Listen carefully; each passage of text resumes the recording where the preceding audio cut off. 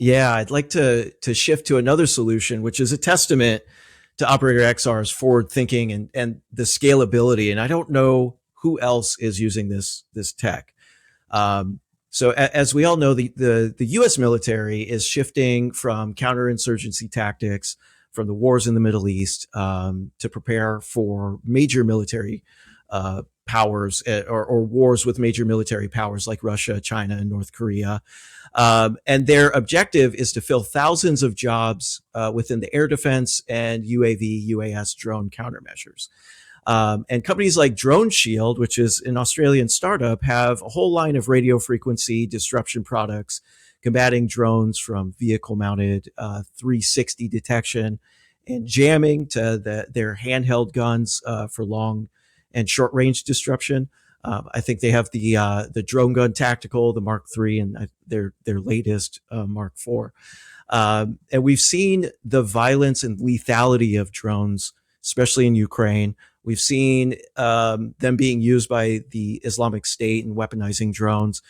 We've also seen an increase of surveillance, reconnaissance, smuggling, and other criminal activities with drones that law enforcement has been combating.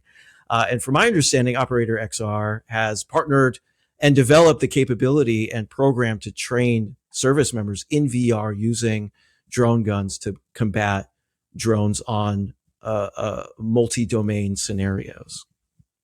Yeah, that's pretty much where we're at, Jared. We actually, the idea came about. One of the people in our team had an idea for Operator XR's kind of tagline, which was adapt to tomorrow's challenges. And, that's really what we want our company to be about. Is we realize that the battlefield is changing very quickly, and, it's almost impossible for people on the ground, for our frontline teams, to be able to be prepared for these kind of scenarios. So, and then the obvious use case there was what you said, is in the counter drone space. How do you, as a soldier, be prepared for all of these new styles of attack, which is really where simulation and specifically VR can play a brilliant role in gaining, everything from situational awareness to developing and understanding, rolling out new TTPs, whether they be kinetic or non-kinetic.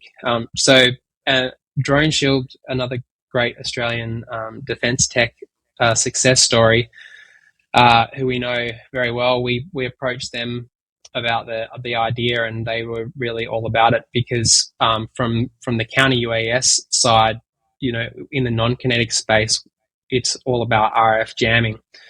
You can't train with an RF jammer in an urban environment because you're going to jam everything. So you're going to knock out all of the civilian comms.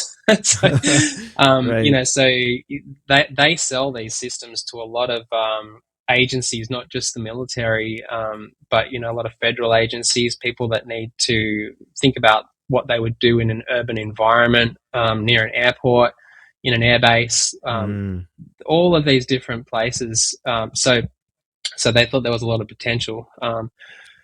And so, within the system, you've got the ability to bring in any number of drone size, any number of style of attack. And basically, we're not advising on what your TTP should be, but we're helping you to be able to bring in the ability to simulate and understand what you would do. And, we've had approaches from a lot of different nations, and you'll find that they all have their own different styles of TTPs because I think everyone's evolving to know what to do.